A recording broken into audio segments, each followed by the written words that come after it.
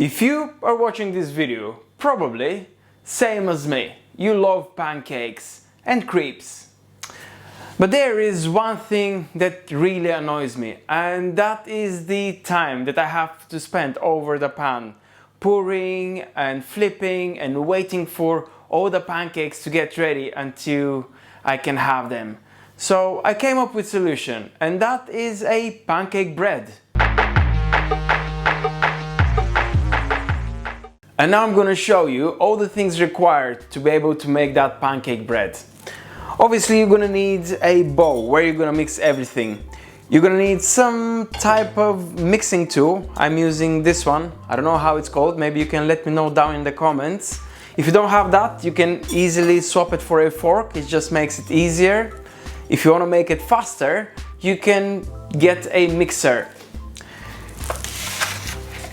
The next very important ingredient is eggs. I'm gonna use 5 jumbo eggs. If yours are smaller, you can just use 6 normal size eggs. Here I have 10 grams of melted butter, 500 milliliters of full fat milk, and here we've got dates, walnuts, erythritol and cinnamon, a couple of teaspoons of vanilla extract, 50 grams of chia seeds, 50 grams of spelt flour, and about 10 grams of baking powder, 80 grams of oat bran, 80 grams of coconut flour, and here we've got 75 grams of protein powder. So I'm using unflavored protein isolate, and that seems to work fine. The next thing that we're gonna need is a high-speed blender. In that blender, we're gonna put the walnuts, the dates, the erythritol, cinnamon, and the chia seeds.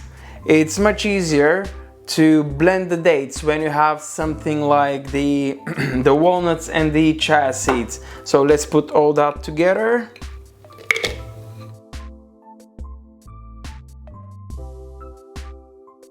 After we've done blending the first ingredients, we're gonna add the other dry ingredients.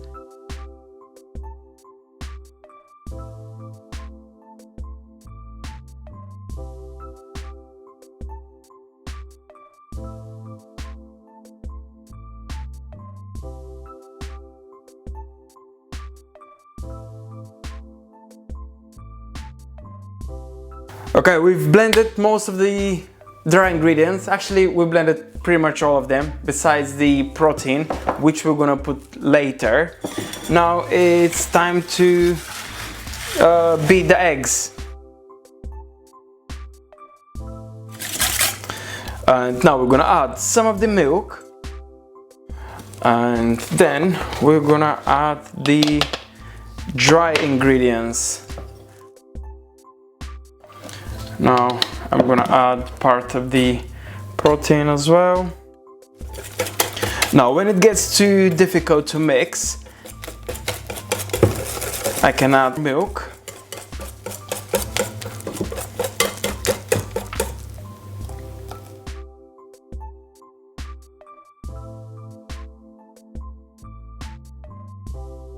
Okay, the next thing that we need to add is just a little bit of vanilla extract. So I'm gonna put about 2 teaspoons of vanilla extract.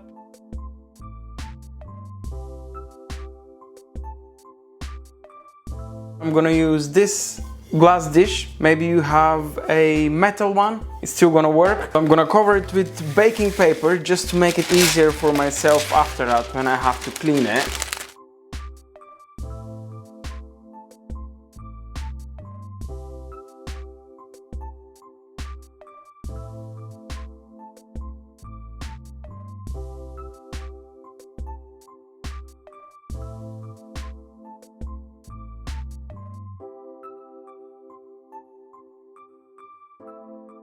Now what we need to do is just put it in the oven. The oven is preheated at 180 degrees Celsius. Now, considering that my dish is quite thick, I'm gonna place it at the bottom of the oven so the bread can get well baked. So I'm gonna put it at the bottom of the oven for about 20-25 minutes, and then I'm gonna move it in the middle portion of the oven for another 25 to 30 minutes. And that will be it. Now we just need to wait for it, and then we're gonna have our bread ready. I've put a couple of slices from the bread in the toaster. That's the bread that I made yesterday. And I just wanted to show you how versatile it is. It's not like the pancakes, you know, when you have a pancake and if you leave it in the fridge, that's it. It's not as it was on the moment when you cooked it. Now, I have the bread here. It is warming up and I have prepared some fruits, and of course I'm gonna grab some maple syrup. Probably you also like maple syrup. I'm gonna just put a little bit maple syrup on top just to add a little bit more sweetness. And yeah, let's see what is gonna come out from here. Whilst we're waiting, I just wanted to, oh, that's the noise I was waiting for. I'm gonna leave this one. I'm gonna show you that one here. What I wanted to let you know is that each one of those slices has about 9 to 10 grams of protein.